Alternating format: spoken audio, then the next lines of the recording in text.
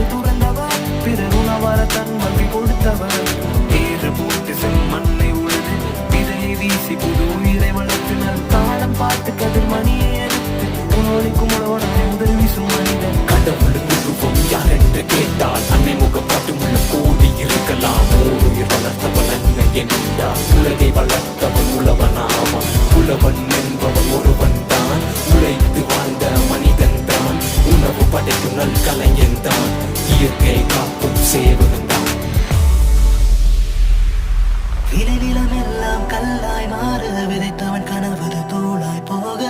மக்கள் செய்யும் தவறு என்னது விவசாய மனம் அதை மறந்து போவது நாடு வீழ்ச்சி அடையும் நாளது உழவன் பசியால் வாழும் நாளது கலையை மறந்ததால் வந்த வினைது மக்கள் நினைத்தால் மாறும் நிலையது உழவனையே நீ விழித்துக்கொள்